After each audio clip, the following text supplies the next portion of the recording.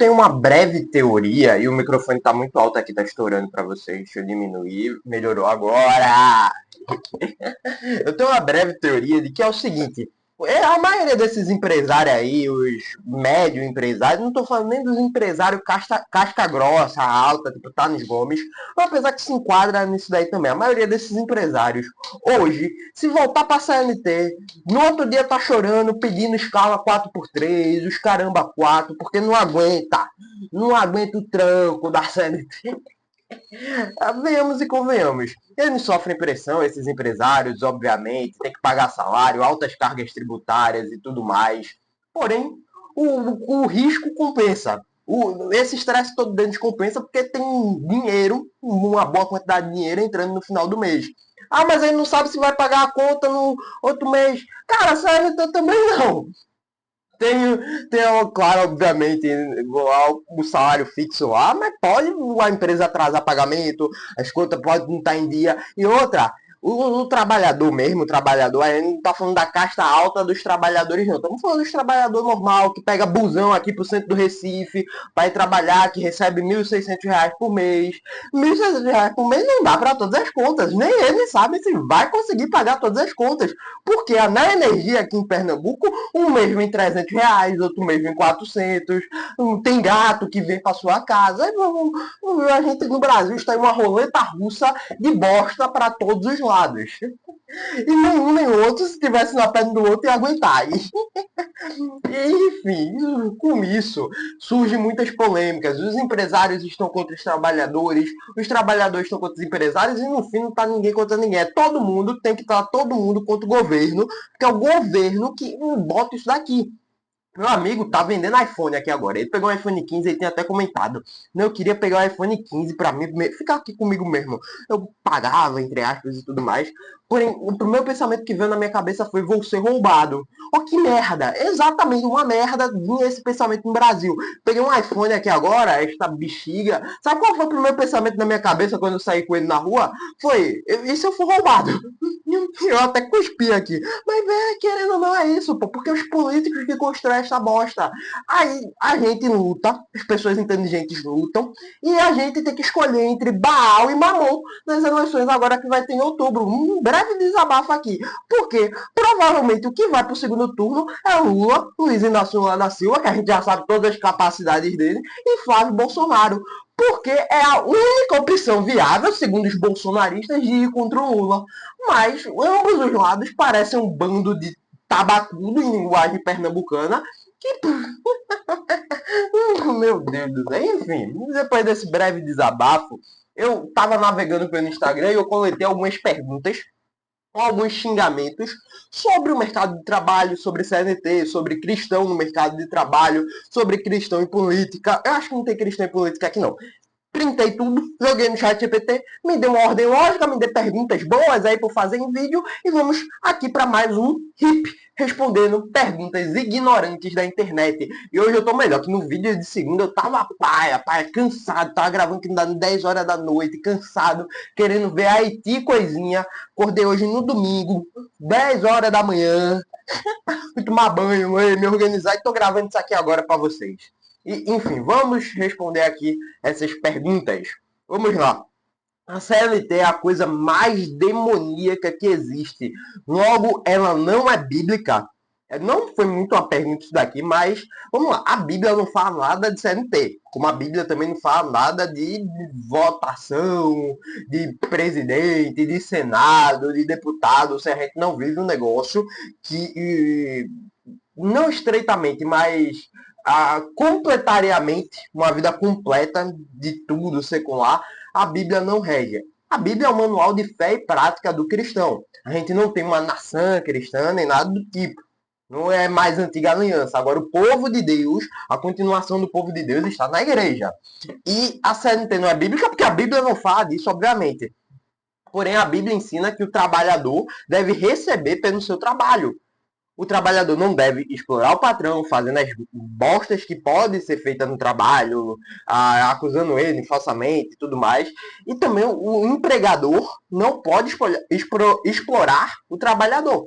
Não pode de forma alguma, obviamente. É uma relação de coabitação, de sinergia entre ambos e não deve ter isso, os dois trabalharem, o empregador pagar as contas certinho e tudo mais, e vida que segue, show. É, obviamente não vai estar na Bíblia, não é nada demoníaco, o pessoal demoniza demais por conta das escolhas que o governo tem sobre a CLT, mas, bom, nada a ver. Aí enquadra na outra pergunta. O salário mínimo ajuda ou atrapalha os mais pobres? A intenção do salário mínimo é uma boa, para dar um chão, para não poder ser cobrado a menos que isso. Só se você for estagiário ou aprendiz. E parabéns, você não está no mercado de trabalho ainda. Você já trabalha que nem um condenado, muitas vezes, estagiário principalmente.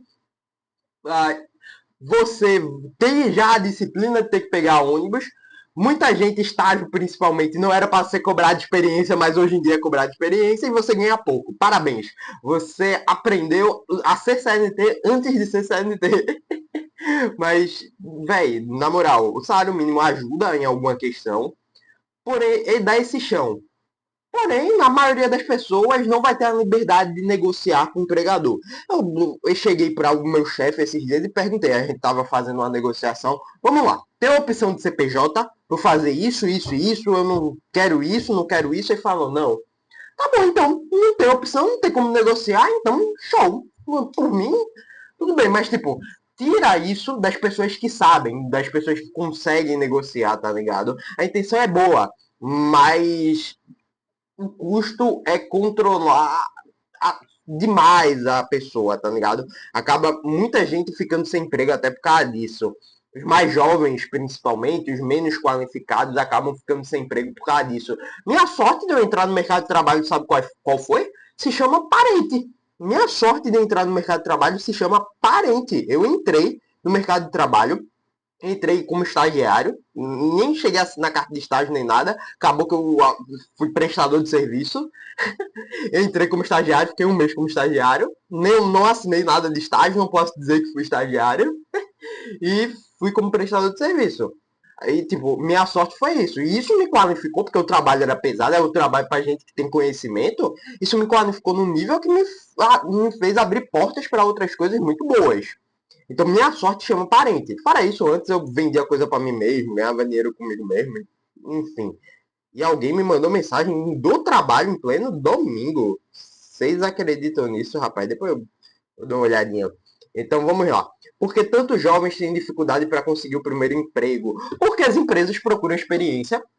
As vagas de estágio, que não deveriam cobrar experiência, que é justamente para as pessoas ensinarem o estagiário como trabalhar na determinada área que o estágio está estudando, querem experiência. Porque as pessoas veem o estagiário como um trabalhador que paga menos, vai ter menos horas consecutivamente, mas que já tem que saber fazer o negócio. Eles não têm paciência de ensinar, as pessoas não têm paciência de treinar as pessoas, não têm paciência de treinar os mais jovens. É por isso que os mais jovens se ferram. E eu iria muito me ferrar, principalmente em 2024, quando eu fiz 18 anos, porque eu estava pobre e lascado. Em maio de 2024, eu larguei tudo que eu fazia na internet, porque eu considero aquilo dali que eu fazia biblicamente errado.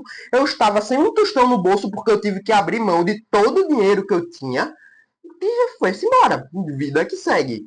E se não fosse meu parente, se não fosse parente meu, em julho de 2024 eu estava quebrado, eu estava devendo as botas e foi-se embora. E vida que segue. E isso daí, consecutivamente, foi. Eu tenho bastante costume de dar all-in. Saí do meu parente, fui abrir minha empresa, dei all-in com o que eu tinha, fiquei quebrado de novo, consegui um emprego e de vida que segue. Eu sou uma pessoa que não consigo ficar muito tempo nessas coisas. Eu gosto de dar all-in. E se não tiver nas qualificações que eu tenho, eu sei que eu me viro. E não por minha capacidade, mas porque Deus me provê para mim o necessário. E eu dou all-in consecutivamente. E depois eu me viro. Deus provê. Deus está à frente, abrindo caminhos, rompendo barreiras. Enfim. O trabalho é uma maldição? Cara, bora lá. O trabalho já existia antes da queda de Adão, lá em Gênesis. Muita gente fala, eu estaria pelado correndo com os animais, correndo com os trig, com os leão, eu estaria correndo com eles. O pessoal tende a romantizar demais lá. O Jardim do Éden ia ser bom, ia ser ótimo, porque a gente ia ter a presença de Deus e tudo mais. Porém, o trabalho já existia desde aquela época.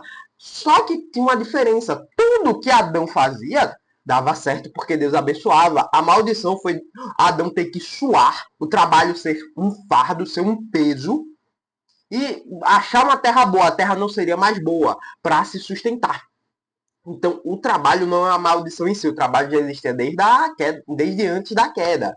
Só que com a queda, agora a gente tem que suar a camisa, tem que suar o casaco, tem que partir para cima de Marrocos e fazer o segundo gol. Tem que fazer isso, que a gente não conseguiu, mas tudo bem. Então a gente tem que buscar isso, tá ligado?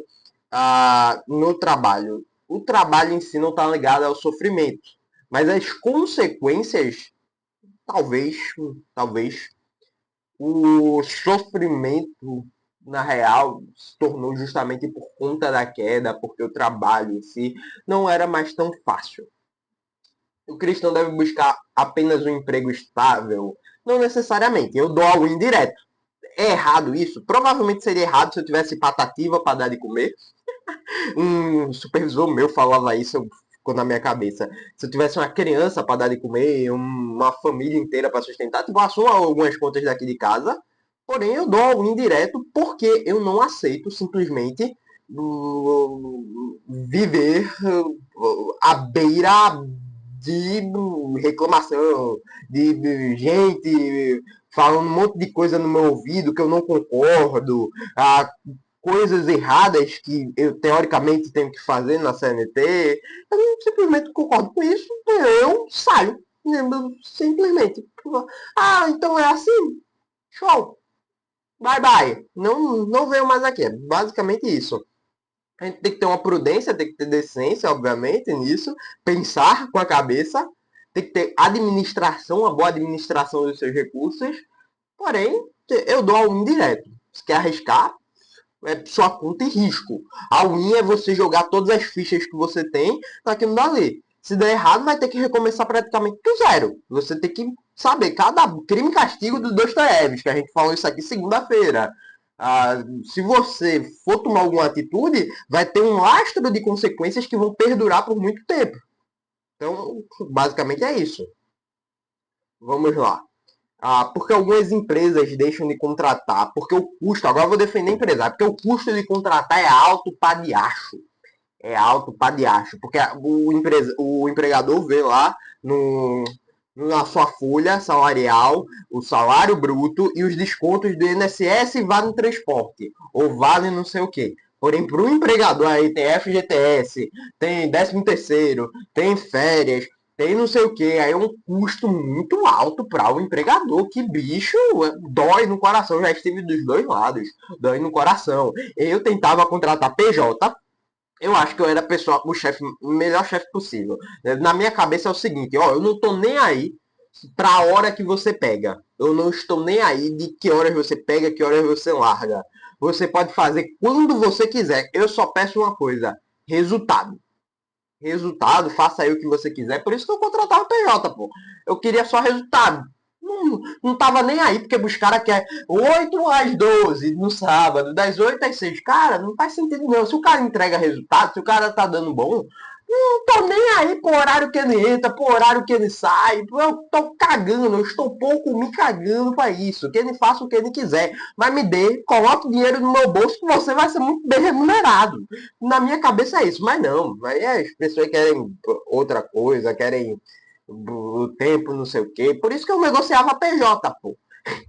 Aí o custo teoricamente diminuía para mim e eu não tinha mais liberdade.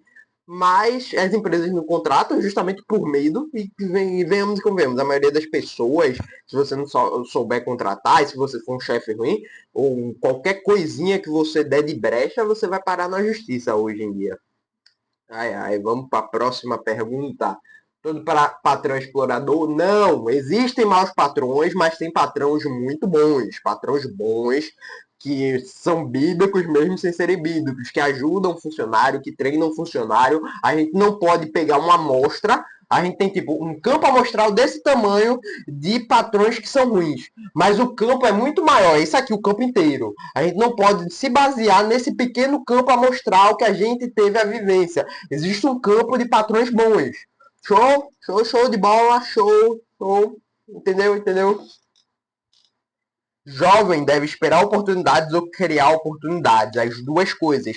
Oportunidades uma hora vai aparecer na sua mesa, pô. Não vou negar isso não. Vai ter uma hora que vai aparecer uma oportunidade tão grande, tão boa, que você vai aproveitar. Que me apareceu uma oportunidade agora para mim, que eu investi um certo dinheiro lá, e seja o que Deus quiser. Não sei se vai dar retorno, se não der, eu vendo, sei lá.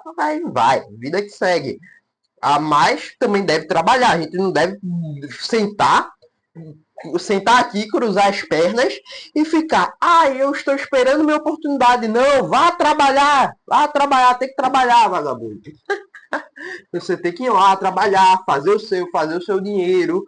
Se for tomar empréstimo, eu não sou contra tomar empréstimo, não. Mas toma empréstimo com consciência.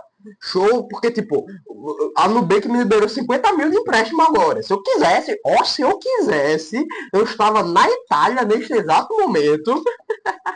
Mas a Nubank me liberou 50 mil de empréstimo. Mas por que eu não peguei? Porque não faz sentido nesse exato momento. Mas se apareceu um investimento top para eu fazer, oxi, me dê Nubank, me dê papai.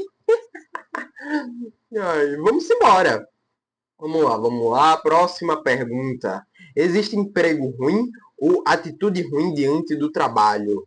Empregos ruins, eu não diria ruins, mas difíceis existem. Muitas vezes o emprego é bom, mas o que quebra é a liderança nesse emprego. Muitas vezes a liderança é boa, mas o emprego é ruim. Isso vai consumir na cabeça do trabalhador e muita gente não tem essa maturidade. Aí vem o contraponto. Não, mas se quer ganhar dinheiro, tem que fazer isso. Mas às vezes a pessoa não tá nem aí para ganhar muito dinheiro. A pessoa só quer ter um dinheiro bom para uma qualidade de vida boa. Para tirar férias uma vez por ano. Para ir para, sei lá, não Fernando de Noronha, mas para ir para Itamaracá aqui do lado.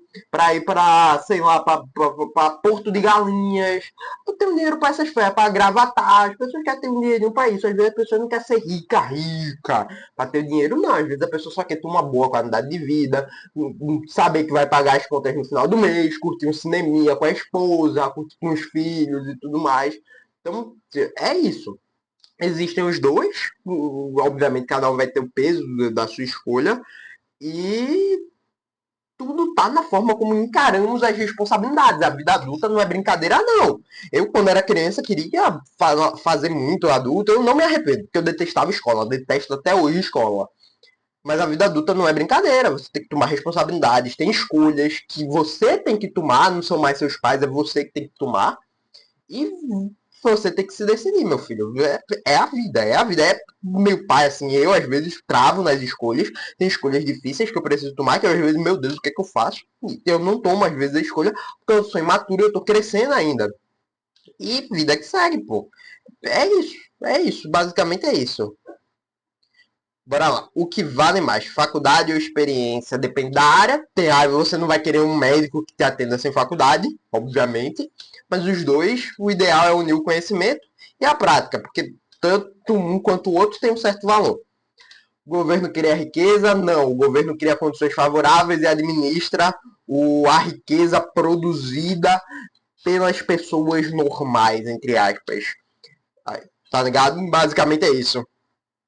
Porque a produtividade é tão importante? Essa daqui eu vou dar um tempinho a mais para responder. Porque a produtividade é tão importante? Porque a produtividade é o que gera valor. Produtividade é o que coloca dinheiro no bolso das pessoas, economicamente falando. Puxando aqui um pouco para minha graduação, sou graduando em economia. Então, basicamente, a produtividade é o valor que a pessoa tem para aquela determinada empresa. Se ela é muito produtiva, vai gerar um valor a mais e, consequentemente, vai ganhar mais. Por isso que a produtividade é importante em tudo. Um dos maiores índices de nós, economistas, que a gente tenta prever e tudo mais, é a produtividade. Tem a produtividade marginal e a gente vai tentando seguir. A gente quer dar um jeito, entender como que está a produtividade atual no momento do Brasil. Basicamente é isso. Nós economistas é bronco. Eu não sou economista não, viu? Sou graduando apenas. Então a gente vai seguindo nisso. Vamos lá. O cristão pode ser empresário? Pode sim, claro. Conheço vários cristãos que são empresários. E muitos dão errado, mas a gente sempre tem que lembrar de uma coisa. Mateus 6,36, mas buscar primeiramente o reino de Deus e as demais coisas vos serão acrescentadas. Sabe o que são as demais coisas? Não é viagem para a Europa, não. Não é vida boa, vida mansa, não. Às vezes vai vir vida com perseguição por você ser cristão. Mas as demais coisas é moradia, é comida, é roupa, que são o básico. Deus vai lhe prover o básico. Uma promessa que o próprio Deus fez, viu? Mas pode ser empresário sim, vai sofrer muito, vai ter. Empresário não é mil maravilha também não. O empresário é aquele negócio que eu falei no início, você não sabe se vai pagar a conta no final do mês. Você não sabe se vai receber um valor X de dinheiro no mês. Fica essa roleta russa massa. Que é massa. Se você tem cabeça, é massa para aguentar, viu? O que a Bíblia diz sobre preguiça? A preguiça é constantemente condenada nas Escrituras e o trabalho diligente é bastante elogiado. A preguiça em si empobrece a pessoa em vários sentidos. E, tipo, o trabalho diligente não é só o trabalho de mão na massa, não. O trabalho disso daqui, ó, também, de conhecimento. Epa, aqui, de conhecimento. Porque às vezes a pessoa não tem um trabalho, o jovem não tem um trabalho, tá buscando no mercado de trabalho. Mas o cara não tem a aptidão, o cara não tem a cabeça de ler um livro. Eu não tô falando pra você comprar isso aqui, não, porque isso aqui custa dinheiro. Porque olhando pra isso daqui, eu já gastei uma nota com isso daqui tudinho. Gastei uma nota de dinheiro com isso aqui tudinho. Já passou, acho que dos R$ 2.000, tudo de livro que eu tenho aqui fácil. Mas, pô, não é só dos livros não. Vê PDF aí também, busque qualificação. Tem a Fundação Bradesco, que dá qualificação para você. O trabalho diligente é você ir buscar estudo também, qualificações, para estar apresentável no mercado de trabalho. Direitos trabalhistas são errados? Não. O problema dos direitos trabalhistas é quando são regras excessivas que prejudicam ambos os lados, que é o que acontece hoje no Brasil. Só que a gente não pode, já ligando aqui com a próxima pergunta, porque alguns países ricos têm menos burocracia trabalhista. Os países ricos têm menos burocracia trabalhista por conta das pessoas, porque é uma cultura diferente. A gente não pode importar a cultura de outro país e trazer aqui para o Brasil, porque o ser humano em si, a pessoa, cresceu de uma maneira diferente. Se a gente fizer isso, o Brasil se ferra e o Brasil quebra. Se a gente quer fazer isso, tem que ser de forma gradual, já passado desde as crianças para as próximas gerações. A nossa geração não consegue ver, por exemplo, pegar o Ctrl-C, Ctrl-V da Suíça aqui para o Brasil. Não dá. Porque a nossa cultura foi diferente. E se vier a cultura de lá para cá, a gente se quebra, literalmente. Vai ter as pessoas que vão se destacar, obviamente, mas vai ter outras que vão quebrar, vão para a extrema pobreza e tudo mais, economicamente falando. Não conseguimos fazer isso. Os direitos trabalhistas veio que meio para proteger o Brasil, foram implementados para proteger isso, só que viraram algo excessivo. A gente pode mudar algumas coisas e tudo mais, porém, acho difícil acontecer alguma coisa nesse nível. Qual a maior riqueza de um jovem? A maior riqueza de um jovem é o tempo que ele tem. O Nick Moretti até falou esses dias. Você até 25 anos tem tempo para não sei o que, faça jejum até de maior. É errado essa frase, é. Mas uma coisa é verdade. O jovem até 25 anos tem tempo. Não tem filho normalmente. Alguns trabalham para pagar as contas de casa, porque precisa, porque estão inseridos nisso, não são playboyzinho de Alphaville.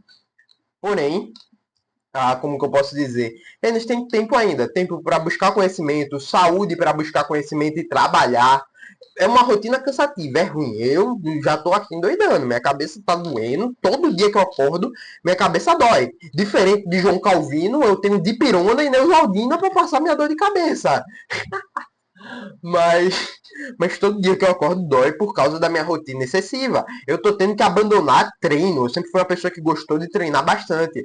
Porque senão eu fico doente, eu morro.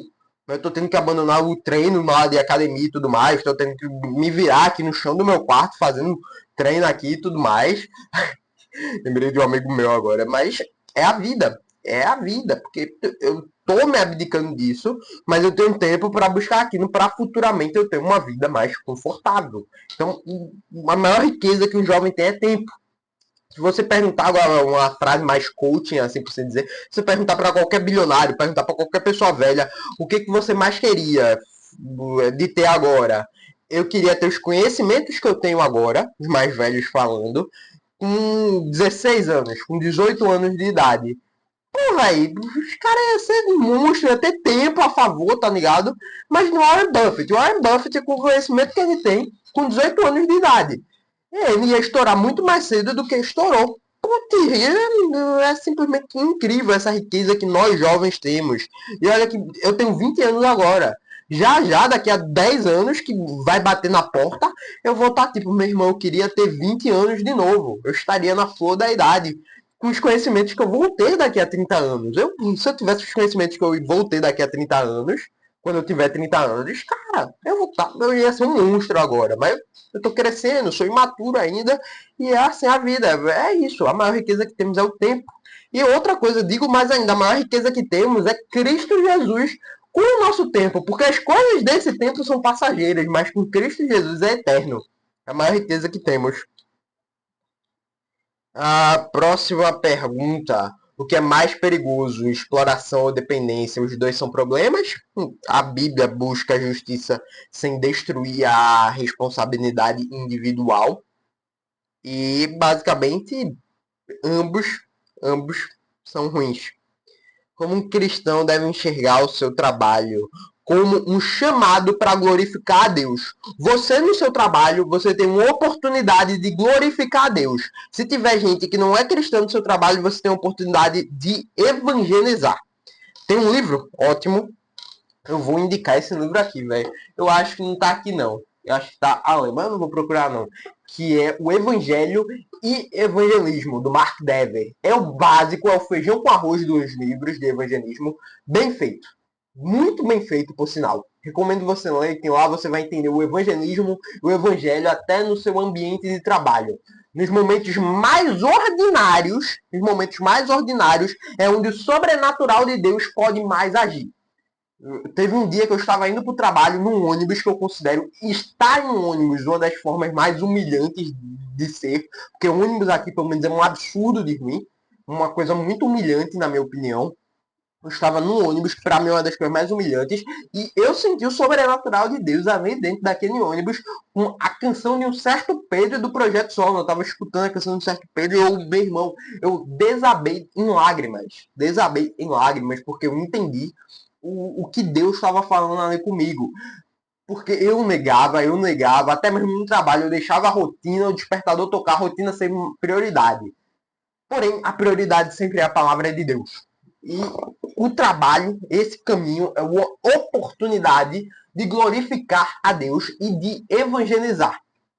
As perseguições de Paulo lá em Atos 25, dele apelar para César, foi uma oportunidade dele falar com as maiores autoridades romanas sobre o nome de Cristo Jesus. Show?